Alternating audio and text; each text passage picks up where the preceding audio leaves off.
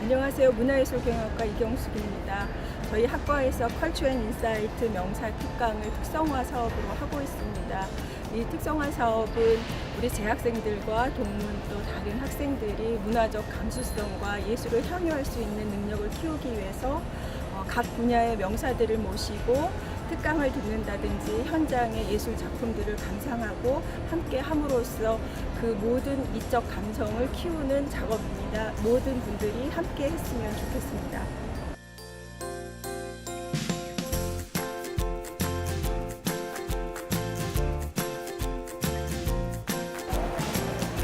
안녕하세요. 이렇게 다시 뵙게 돼서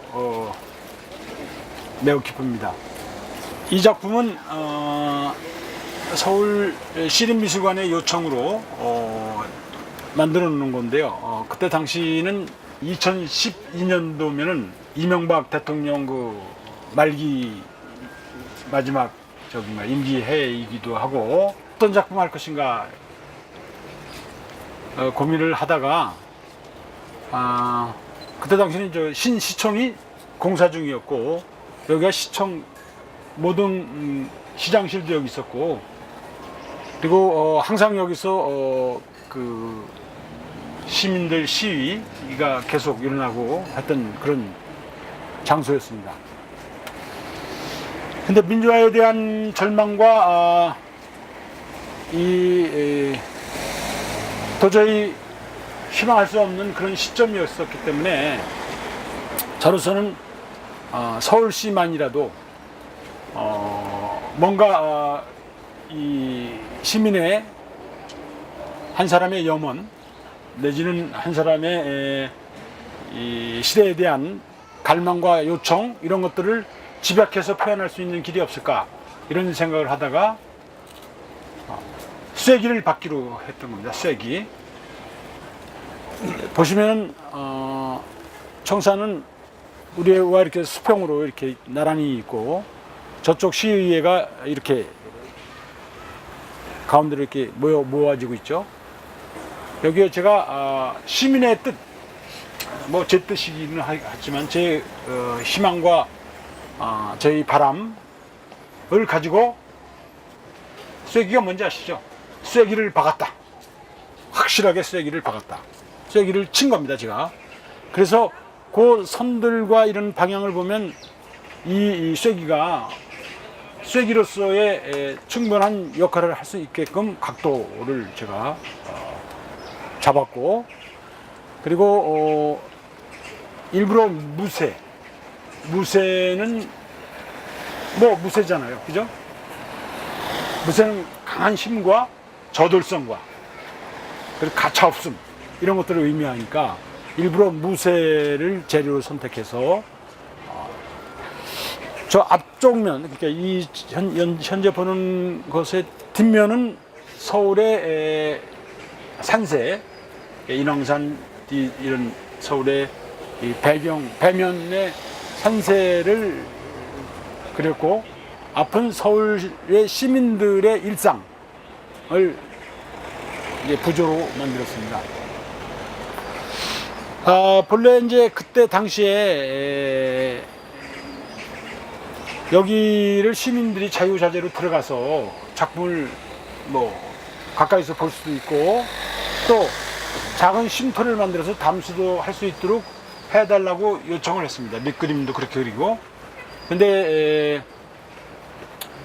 그때 데모가 여기서 너무 많이 일어나기 때문에 이렇게 해놓으면은 시정을 수행하는데 문제가 있을 수 있으니 그리고 또 한 가지 올 봄에 피는 연산홍이 굉장히 아름다운데 꽃이 핀 다음에 그렇게 자기들이 만들겠습니다. 이렇게 시에서 확실하게 저한테 약속을 했어요. 저 시민들의 일상을 보면은 이게 경찰 국가다 라는 느낌을 제가 보이지 않게끔 열심히 심어 넣습니다. 그리고 힘들고 서민들의 삶은 힘들고 민주주의에 대한 앞으로의 그것은 많이 훼손되거나 막혀져 있음을 나름대로 제목을 쐐기를 박다 이렇게 얘기했는데 그러지 말고 좀 부드럽게 하자. 그래서 서울을 그리다 이렇게 해서 제목이 된 겁니다.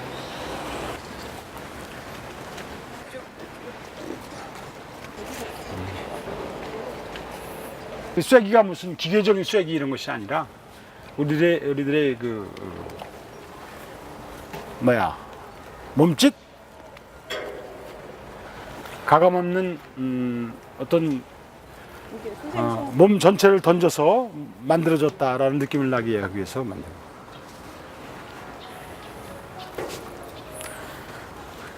그리고 뭐 서울시에 대한 단상들을 제가 글로 써서 여기 넣어놨습니다.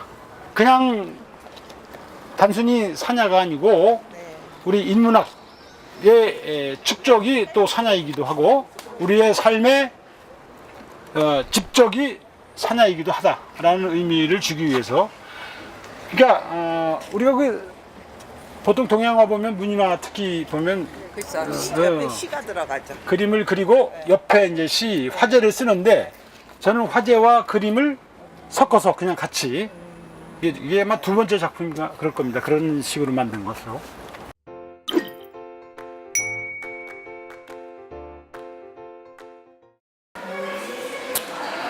이 작품은 뭐 제목도 그렇듯이 광화문의 역사라는 제목의 작품인데 광화문의 역사는 곧 서울의 역사죠. 결국 그래서 서울의 역사를 제가 기록 사진 그리고 이 시간을 점점 밖에서부터 안으로 모아오는 형식으로 했어요. 그래서 일상사 집기나 그밖에 여러 가지 물건들을 통해서 또 역사를 담고 그리고 밑에 보이는 그 종이로 만든 사람들의 상은 한강을 상징합니다. 이게 보면 W자로 돼 있을 거예요, 그죠? 압구정동이 W자의 그 곡이라는 거 아시죠? 그 인물들이 결국 세상을 이끌어가는 것이 아니냐. 이래서 이제 세 가지의 제가 줄기를 가지고 그랬는데 역시 제일 중요하게 생각하는 것은 사람들이죠, 뭐 제가. 그래서 역사에 광화문 역사를 이끈 33인으로 이제 제 나름대로 설정을 해가지고 인물들을 이제 다 제작을 했습니다. 근데 처음에는 잘 몰랐다가 나중에 인물들 사진을 이렇게 찍은 작품 사진을 쭉 보더니 시에서 문제를 제기하는 겁니다. 이런 인물을 왜 집어넣느냐. 96년도 그때가 누구예요? 김영삼 정권 때죠. 그러니까 뭐 얼치기, 절충의 그 민주주의의 시대였었기 때문에 그 인물들을 이제 나름 이제 검열을 한 거죠. 검열을 해서 몇 사람을 뺐는데 여기 보시면 인물이 아닌 것들이 들어간 부분이 있죠. 인물이 아닌 것들이. 이렇게 인물이 아닌 것들이 들어간 부분은 시에서 유감을 제기해가지고 교체하라. 그리고 뭐 싸우다가 안 돼서 결국은 뭐 이건 시가 발주자이기 때문에 이거 포기할 수도 없고 포기한다고 해도 포기가 되는 것도 아니고 그래서 대안으로 다른 것들을 집어넣은 겁니다. 대표적으로는 이승만 대통령은 여기 들어와 있었어요. 들어왔는데 시에서 저한테 공문이 날라왔습니다. 그리고 그 공문에 그 첨부한 것이 들어왔는데 이승만 뭐 저기 기념사업회 하고 또 뭐 또 이런 거 있잖아요. 독립군 뭐 무슨 뭐든가 뭐 이런 그런 단체에서 이승만 대통령을 이미지가 자기들은 도저히 이해할 수 없는 그런 걸 했다. 이래가지고 교체를 요구했고 또 이 반공 내지는 그런 거와 이렇게 구설수의 대상이 될 수 있는 사람은 또 빼달라 등등 해서 이렇게 빠진 겁니다. 지금 전태일 열사는 여기 들어와 있지만 본래 전태일 열사도 빠졌었는데 그것은 제가 김대중 정권 시대인가 그때 별도로 시에 요구를 해가지고 갖다 집어넣은 겁니다. 근데 이승만 대통령은 제가 그때 강의 때 말씀드렸었나요? 얼굴이 두 개가 이렇게 절묘하게 이렇게 제 작품에 대해서 절묘하다 이렇게 그러면 안 되는데 이렇게 하면 안 되겠구나. 흔들어 놔가지고 이 한국의 역사, 전통성 아이덴티티를 흔드는 사람이다라고 제가 이렇게 그런 감으로 이렇게 인물상을 만들어 놓는데 지적당했고 박정희는 이마에 소대장 별 하나 그 이마에 팍 박았거든요. 또 그거 가지고 또 시비를 걸어서 박정희도 빠지고 그래서 다시 한번 본래 내가 하려고 했던 인물들로 전부 교체해서 넣을 수 있는 시대가 오지 않았는가 이렇게 생각하고 있는데 어떻게 될지 모르겠어요. 제가 어떤 결정을 할지. 이것도 그냥 역사니까 그냥 놔두는 것도 괜찮지 않을까 하는 생각도 들고 하여튼 그렇습니다. 아주 초보적인 설치의 작품입니다. 그때 당시로 보면 사물과 이런 것들 다 이게 선택하고 여기 보면 뭐 플라스틱 같은 것도 나오고 컴퓨터 칩 이런 것도 나오고 하여튼 쭉 보시면 이 사진 영상도 그렇고 또 여러분들이 뭔가 읽어볼 만한 그림을 그냥 눈으로만 보고 감성으로만 느끼고 끝나는 것이 아닌 읽는 그림에 익힘이 가능한 그림 이런 것들을 제 나름대로 그때 당시에 많이 생각을 해드렸습니다. 그리고 기법도 이 흙으로 만든 건 완전히 손으로 이렇게 하지만 시크 스크린으로 이렇게 밀어가지고 기법도 여러 가지 기법을 쓰려고 노력했고요. 박정희 소장 저거 아닌가요? 박정희하고 이거 둘을 다시 끼워놓고 박정희도 끼워놓구나. 이건 새 작품인 것 같아요. 예. 지금 보니까. 딱 다르지. 흙이 좀 다르네. 여기가 근대 가서거든요. 그래서 그러니까 김좌진 뭐 등등 이렇게 독립군들이고요. 이쪽은 이렇게 쭉 흘러와서 안중근 누구죠? 예. 한용운,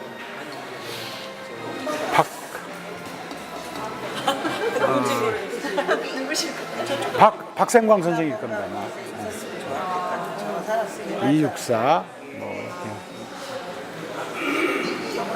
그래도 나름대로 33인을 이렇게 선정하는데 굉장히 꽤 신경을 쓴 거예요. 왜냐면 그냥 대개 이제 저쪽 학자라든가 역사학자 이런 사람들 그냥 정치적인 쪽으로 그냥 쭉 가잖아요. 근데 저는 곳곳에 문화예술인들을 같이 껴넣으면서 선생님 이분은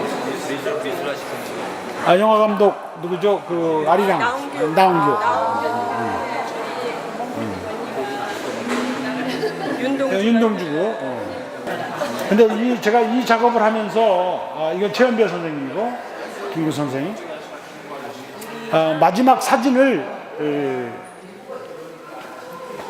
잘 남겨놓고 죽어야 되겠다는 결론을 냈습니다. 그러니까 여기 누구야 윤동주나 이런 경우는 너무 젊고 아름답게 여기 나와있잖아요. 근데 파파 할아버지가 되니까 아무리 그분이 그 역사적으로 큰 일을 했다 하더라도 좀 작업하는데 좀 그렇더라고요. 그래서 저도 좀 더 나이 들면 사진을 절대 넘기지 않을 거로 않고 뭐요 정도까지는 괜찮지 않을까 생각하고. 임국상 선생님과 함께 이렇게 투어를 다니면서 공부를 할 수 있게 돼서 너무 영광이고요. 무엇보다 지금 이제 설치되어 있는 작품을 보면서 느낀 거는 한강의 줄기를 따라서 이제 화토로 만들어섰던 이제 광화문의 역사에 많이 남으실 33인의 이제 인물들을 같이 보면서 공부할 수 있었던 게 너무 좋았습니다.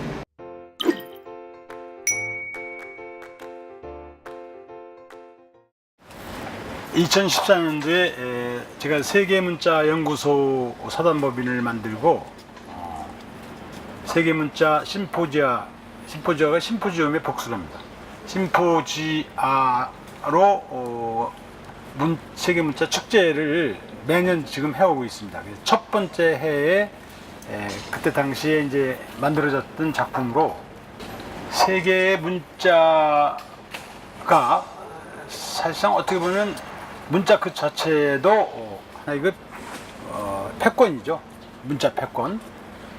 특히 그 컴퓨터 이쪽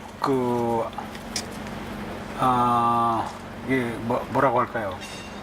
하여튼 영어가 세계적으로 훨씬 더 그 강력한 힘을 발휘하는 시대에 우리가 노출되어 있는데요. 제가 이제 그 세계문자 연구소를 만들면서 이걸 왜 만들어야 되느냐 이럴 때 제 나름대로 생각한 것은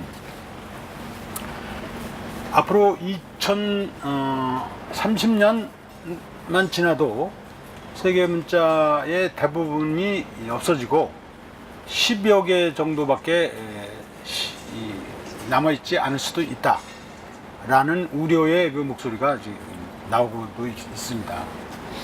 그럼 살아남는 10개의 문자 중에 한글은 어떻게 될 것인가?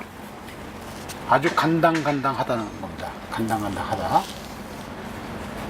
이런 등등 생각을 하면서 결국 문자의 폐해도 있죠. 문자가 처음에는 지배자들이 자기들끼리의 그 소통에 그걸 하고 해독하는 사람과 해독하지 못하는 사람이 계급이 완전히 분리되면서 권력이 그 문자에 의해서 재편되고 그랬으니까요. 그럼에도 불구하고 이제 문자 시대가 되면서 결국 역사 시대라고 그러잖아요. 문자가 소통에 가장 중요한 역할을 하는 시대가 왔고 이미 그렇게 왔었고, 근데 세계 문자에는 문자의 장벽이 서로의 문화권에 이게 선기능과 역기능을 동시에 하고 있는 시대잖아요. 그래서 저는 이 선기능을 할 수 있는 길을 한번 찾아보자. 세계에서 만들어진 문자, 대개 문자는 만들어졌지만 자연스럽게 만들어졌는데 계획적으로 만들어진 문자의 가장 결정판이 뭐죠? 한글이죠. 그리고 그 이후에는 어떤 문자도 만들어지지 않았습니다. 그런 지금 막 그 날개를 달고 있는 대한민국 문명이 세계에 기여할 수 있는 길은 무엇일까? 한류. 이것도 크게 보면 한류라고 볼 수 있겠지만 그런 그 대중 감성파리의 문화가 아니라 좀 더 격상된 문화 국가로서의 뭘 할 수 있다면 뭘 할 수 있을까 하다가 제가 문자를 만든, 그리고 이 컴퓨터 시대에 가장 결정적으로 잘 맞는 최고의 문자인 한글을 쓰는 우리가 세계 문자 허브 역할을 할 수 있다면 아마 그 멋있는 것이 될 수 있지 않을까, 이런 생각을 하게 된 겁니다. 굉장히 큰 생각을 했던 것 같은데 아무도 감동하지 않는 것 같아서 유감스럽군요. 그러니까 우리나라에서 국가의 그 전략 중에 하나가 세계의 한글을 널리 보급시켜서 한글의 우수성을 알리자. 이것도 하나 들어있잖아요. 근데 그런 그 전략은 적을 만드는 전략이잖아요. 야, 내가 얼마나 잘생겼냐. 나 잘났지. 멋있잖아. 너 어떻게 그렇게 생겼니? 이런 식으로 하면 친구들이 생기겠냐 이거죠. 생길 수가 없다 이거야. 반대로 나가야 된다. 야, 니네 글자도 참 멋있구나. 야, 어떻게 이게 자음과 모음도 제대로 돼 있지 않는데도 불구하고 이게 소통이 되냐? 너희는 아예 모음이 없는 글자네. 이것이 대화의 끈을 만들어주고 상대를 끌어들일 수 있는 거잖아요. 그런 역할을 우리가 하자. 만약에 영어 문화권에서 그걸 하자 그러면 자식도 꼼수를 쓰는구나. 이것만으로도 만족하지 않냐? 완전히 제패하겠다는 논리구나. 그렇지만 우리 같은 나라에서 하면은 세계의 많은 친구들을 중소 문화권, 문자권을 끌어들여서 문자의 어떤 제국주의적인 성격을 좀 둔화시키면서 또 그 문자가 허물어지면 어떻게 되는 것이죠? 그 문명 자체가 완전히 괴멸되는 거죠. 그러니까 이 전 지구적 자산을 살려 끌어올리자 라고 시작한 것이 이제 제가 요즘 하고 있는 세계문자연구소 그리고 세계문자 심포지엄입니다. 이 작품의 컨셉은 평화와 화해. 평화라는 글자, 문자와 화해라는 문자를 두 개를 이렇게 십자가로 교차시켜서 세운 겁니다. 즉 하나만으로 쓰기 어렵다 이거죠. 평화만으로 쓰기 어렵고 화해라는 그것이 같이 교차됨으로써 쓸 수 있다 이런 생각을 기본을 깔고요. 그리고 지금 30여 개의 세계 문자를 다 끄집어 올려가지고 평화와 화해라는 글자를 쓴 겁니다. 분당의 책 테마파크도 이런 연장선하고 관련이 됐다고 볼 수 있어요. 그쪽에는 제가 이제 인문학을 생각하면서 작업을 했는데 인문학 그리고 문자 다 연결 서로 되는 거니까 세우면서 이 앞을 개방하기로 했었어요. 이 앞을 뭐 개방이 되겠죠 언젠가는.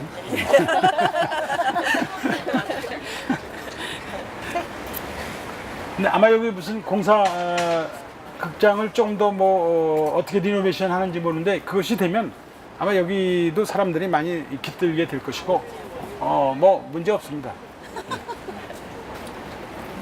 제가 코르텐 스틸을 많이 쓰는데 코르텐 스틸이 만들기 쉬운 레이저 커팅 방식으로 하기 때문에 제가 쓴 글자 육필의 느낌이 그대로 살아 있거든요. 코르텐 스틸은 아시다시피 큰 교각이나 이런데 이게 여러분 지나가다 많이 보셨을 거예요. 그리고 승유상 선생이 한국의 건축 자재로도 많이 쓰고 있는데 피막이 이제 녹슬잖아요. 녹슬고 한 3년 내지는 4년 동안은 녹이 진행이 되다가 거기서 이제 더 이상 녹이 안 슬고 그 피막이 나머지 쇠를 보호하기 때문에 거의 반영구적으로. 그 사람들은 이제 처음에는 이 흉물스럽게 녹슬 이렇게 해서 어떻게 하려고 그러냐 이렇게 생각하기 십상인데 물론 여기에 이제 별도의 도색을 할 수가 있습니다. 도색을 할 수가 있는데 저는 오히려 자연과 함께 이렇게 진행되어 가는 가장 자연적인 색깔의 하나라고 저는 보고 있기 때문에 360도 이렇게 전부 꽉 찬 것이 아니기 때문에 오히려 이렇게 돌아가면서 보면 이게 작품의 변화도 생기고 또 오늘은 지금 현재 햇빛이 없기 때문에 그런데 빛이 있게 되면 아침, 점심, 저녁 계속 변화가 있고 그래서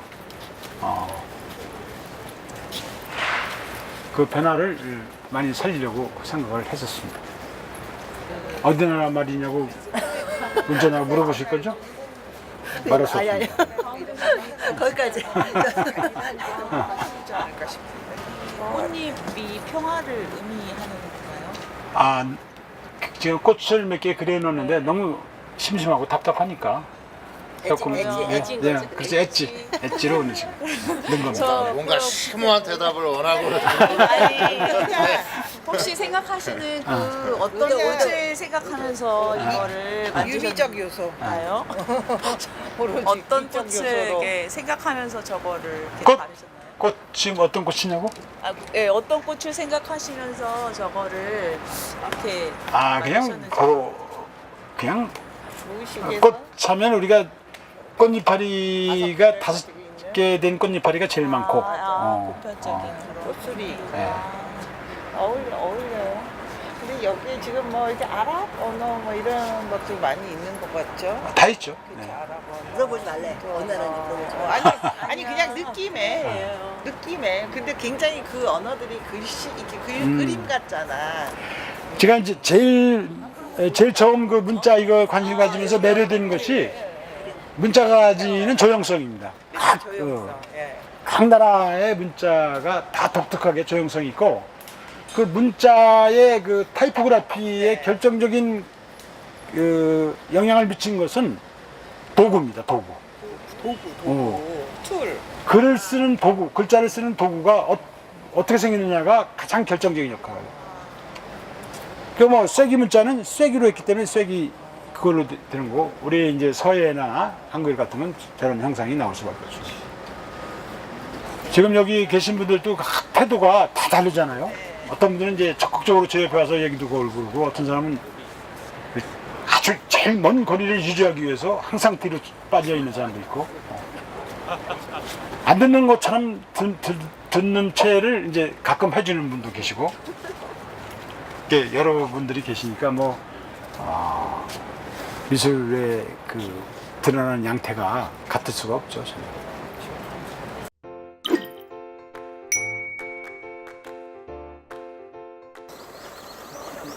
일본군 위안부라고 따옴표에서 표시가 됐죠. 그 소위 그 정신대 할머니들의 이제 뭐 많이 이제 자꾸 돌아가시고 그러니까 우리가 기억을 할 수 있는 터를 하나 만들자 이렇게 뜻을 모았던 모양이에요. 그래서 그 위원회에서 저한테 같이 만들자고 제안이 와가지고 근데 여기가 바로 그 이 일제의 한국 점령의 그 기본 설계를 하고 하는 가장 그 수뇌부가 여기에 집을 짓고 살았던 그곳이에요. 근데 그걸 발견을 못했다가 우연히 이 두 나무가 들어있는 사진을 보게 되면서 이게 어딘가 했더니 이 자리가 바로 그 자리가 된 거예요. 그래가지고 그 터에다가 만드는 것이 의미가 있겠다. 이렇게 결론이 나서 이 자리를 잡게 된 겁니다. 근데 전에는 이 서대문 형무소 그 터가 굉장히 높잖아요. 거기에 어떻게 들어가서 거기다 만들려고 그랬는데 또 그런 점에서 페미니즘이 이제 필요한 거예요. 이자들이 그걸 반대했어요. 거기 소위 그 뭐죠? 그 하여튼 몇 개 단체가 있는데 독립군 무슨 단체 뭐 이런 데서 절대 못 들어온다. 그러니까 위안부 할머니들에 대한 그 아프고 슬픈 그런 역사로 이렇게 보는 것보다 또 다른 측면으로 그걸 거부했던 거예요. 그런데 하여튼 이 자리를 발견하고 박원순 시장에서 시장이 좋다. 여기다 만들자. 그러니까 어떻게 보면 그 일본의 그 역사를 우리가 개벽을 시킨 거잖아요. 그 위에다 이걸 만들었기 때문에 그 터에다가 만약에 우리가 지금도 식민지 치하의 연장선에 있다면 도저히 불가능한 일이 우리 이 자리에 이제 만들어진 거죠. 저는 이게 좁은 터이기는 하지만 여기를 어떻게 할 것인가 밑그림을 참 많이 그렸습니다. 많이 그리고 또 이 주최 측하고도 토론도 많이 하고 그러면서 이런 형상으로 나왔는데 하여튼 대지성을 강조하고 그리고 편안하면서도 의미가 있는 휴식 공간이면서도 그냥 먹고 마시고 놀 수만은 없는 장소니까 이런 등등을 생각하면서 작업을 했습니다. 그래서 여기는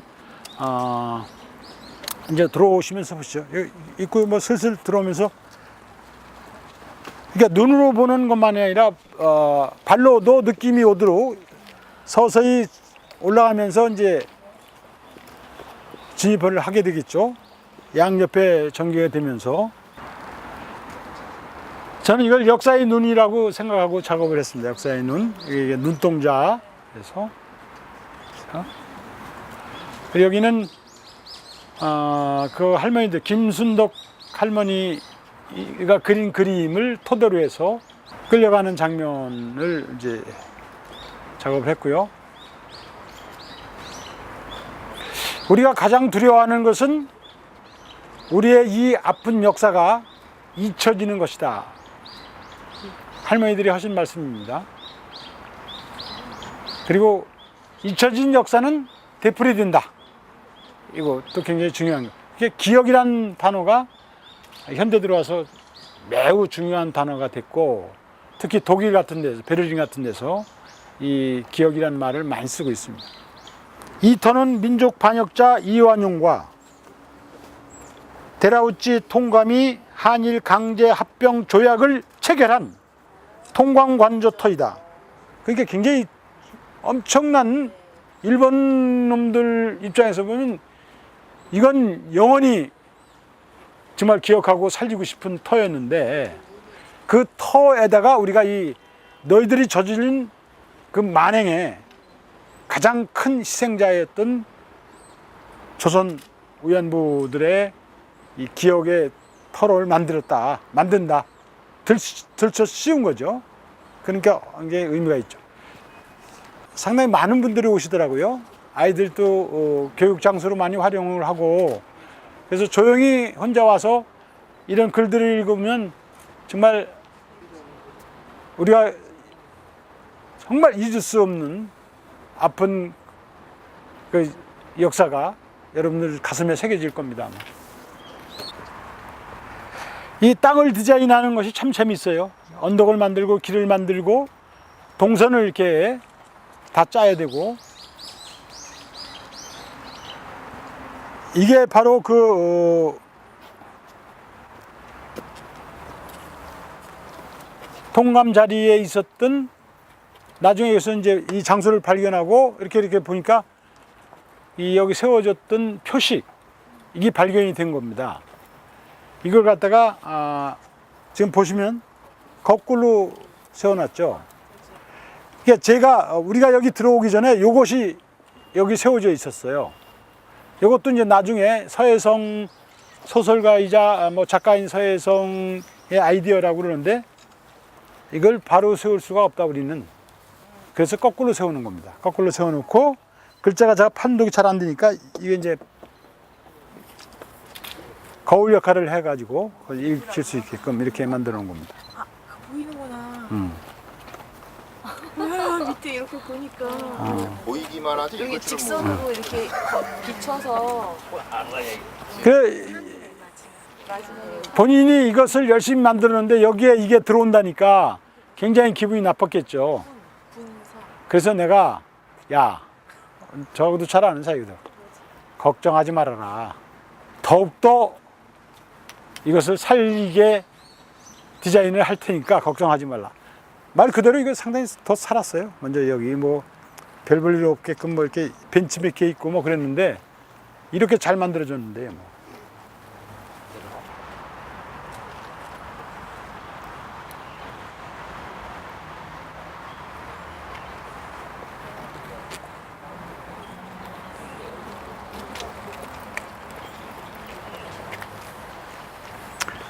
그 입구에 두 나무 보이죠? 저 나무가 있어서 이 터를 찾은 겁니다. 이게.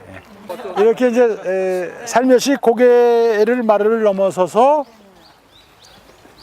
이 공원의 여기가 중심이죠. 아무래도 제가 생각한 것은 전국에서 이 돌을 모았습니다. 전국에. 얘가 흔들린다. 전국에서 자연석을 모아서 이렇게 일본 놈들이 전국에서 의안부 그 강제 소녀, 그래서 이게 의안부 할머니들을 상징하고요. 이 작은 돌들은. 그리고 이것은 제가 이제 기억하지 않는 역사는 되풀이된다라는 그 문구, 할머니들의 서로 화합하는 세 개의 손을 지냈고요. 그리고 이제 뭐 이렇게 큰 돌이 쉽지가 않아요. 통석으로 해서 우리 와서 여기서 노르라고 이렇게 앉아서. 앉아도 되나? 그러면 앉으라고 했습니다. 진짜 너무 신기하다. 이거 어떻게 이렇게 흔들리죠? 몸에 체크를 할 수 있겠네. 어머나 이거 다각도로 움직이네요. 그래서 3인에다 그러니까 제 아이디어는 너무나 여기 와서 막 그 주눅이 들고 아픔만 이렇게 디프레스만 되지 말고 이런 걸 통해서 다시 업되면서 빠끗빠끗 웃고 그런 그걸 되찾자 이겁니다. 그래서 제가 이제 어떤 아이디어냐면 이렇게 앉아서 뭐 이렇게 있는데 저쪽에 누가 앉잖아요. 그러면 이게 딱 누가 앉았구나 하는 거 느낌이 올 거 아니에요. 그러면 이제 약간 장난기도 만들어지고 그럴 거 아닙니까? 그러면 약간 이렇게 들어보고 하면서 둘이 커뮤니케이션을 할 수 있는 거죠. 그래서 몸무게가 좀 나가시는군요. 나에 대해서 관심을 가지시네. 뭐 이러면서 이제 커뮤니케이션도 하고 뭐 그러라고 이렇게. 그리고 바로 그리고 제가 여기 생각할 여기 옆에 찻길 있잖아요. 찻길이 있는데 이렇게 앉으면 잠시라도 이런 주위에 모든 것을 잊고 그 잔디밭 능선이 세상과 이렇게 시선을 차단해줘서 내가 여기 평화로운 어떤 곳에 뭐 자궁이라고 볼 수도 있고 아주 그 숲속에 빈터에 와 있는 느낌, 이런 느낌이 들게끔.